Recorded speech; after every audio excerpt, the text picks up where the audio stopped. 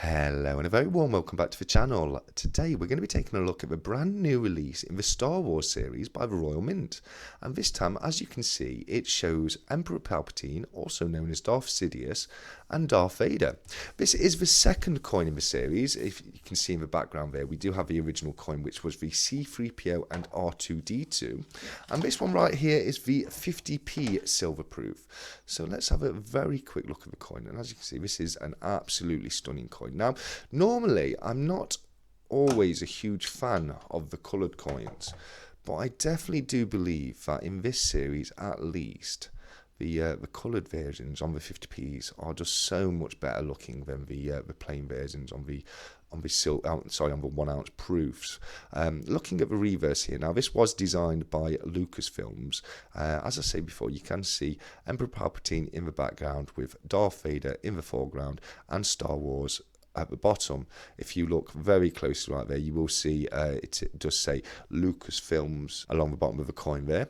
And at the top of the coin, we do have the security feature, which in this occasion, if you tilt it in the right manner, will show the Death Star, which unbeknown to everybody, is actually fully operational. Just a little Star Wars joke for you there.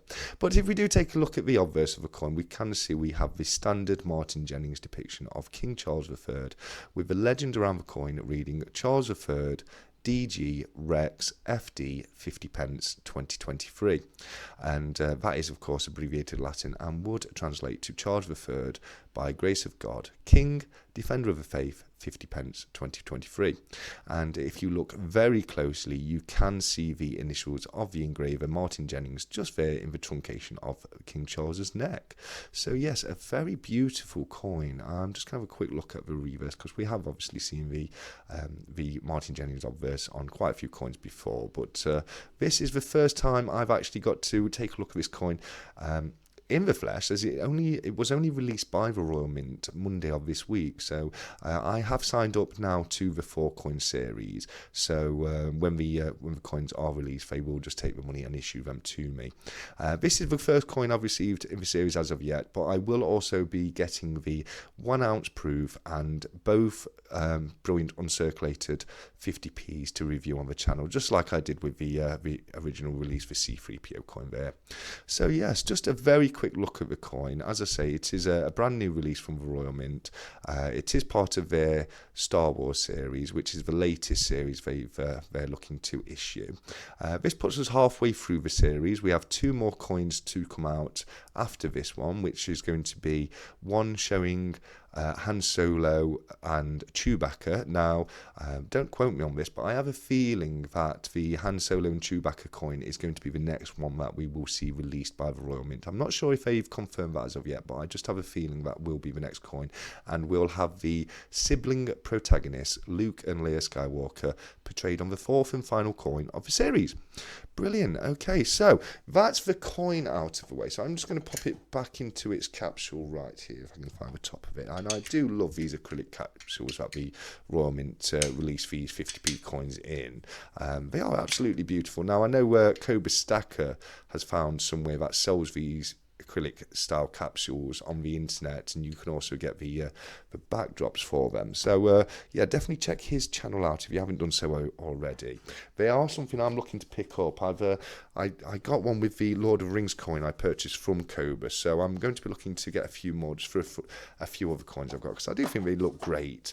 And I'm just going to pop the box away. So before we look at the leaflet, let's have a quick look at the certificate of authenticity there. And as you can see, the one I have right there is number 374. I believe that is out of a mintage of 12,500. So you can see it says Royal Mint, Star Wars, Darth Vader and Emperor Palpatine, 2023 UK 50p silver proof colour coin.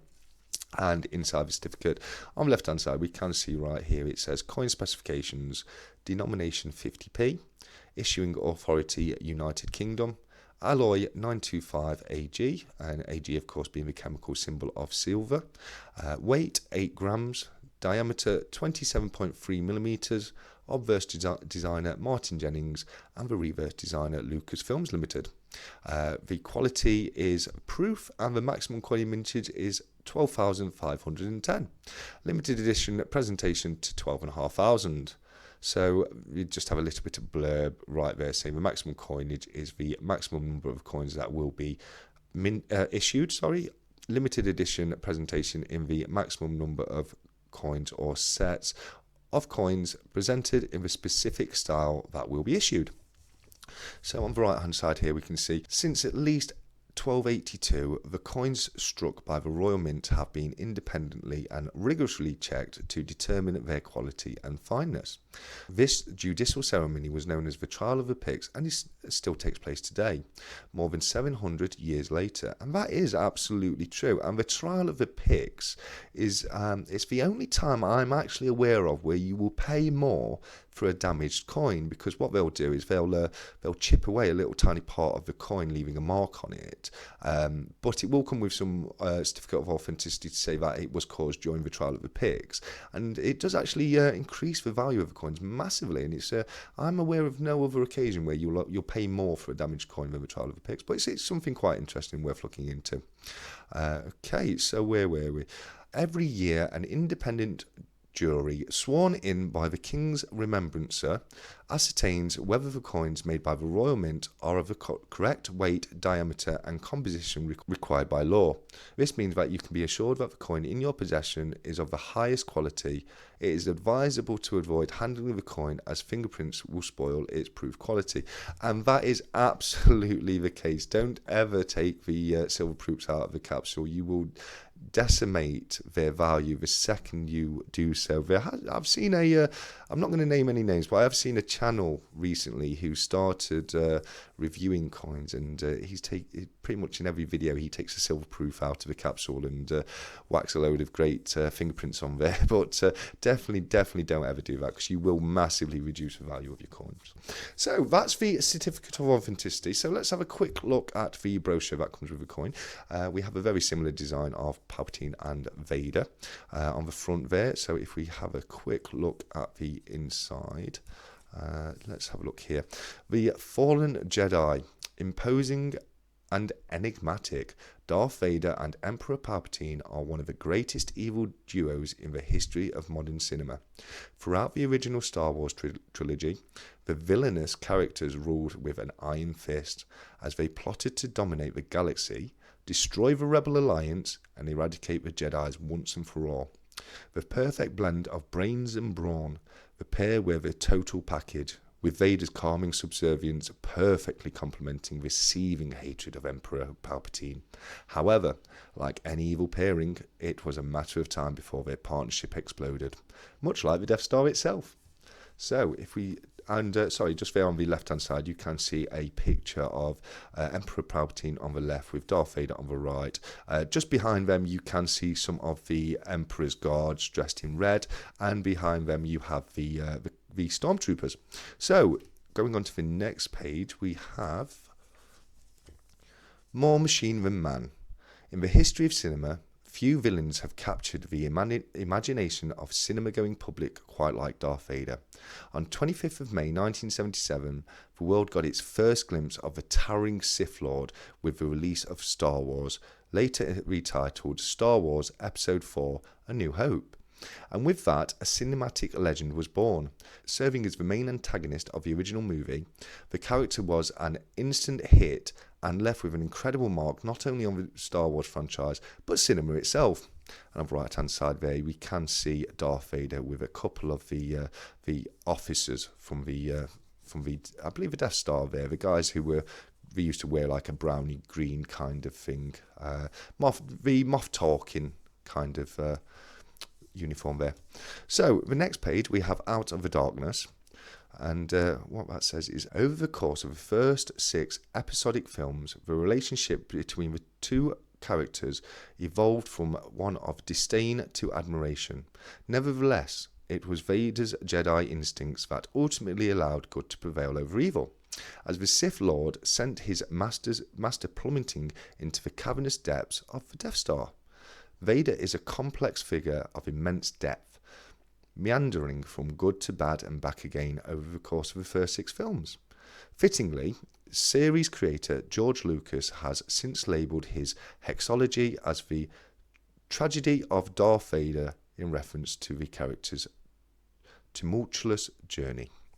And right there we can see a picture of Vader just after he threw Darth Sidious into the depth of the second Death Star. Okay, so the next page, I do believe that's the next page. I'm not skipping any, am I? Oh no, I am. Here we go. Okay, a British Empire. With the bulk of shooting conducted at Borehamwood's L Street Studios, many of Lucas's original cast hailed from the United Kingdom. Both Vader and Palpatine were played by British actors, with David Prowse behind the bodysuit in the original trilogy, Bob Anderson during fight scenes, and Ian McDiarmid beneath the black hood across the Skywalker saga.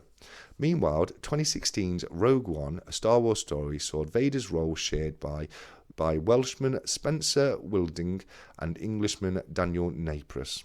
The evil Brit theme continues throughout this series, with Christopher Lee as Count Dooku, Ray Park as Darth Maul, and Peter Cushing as Grand Moff Tarkin. Here we go.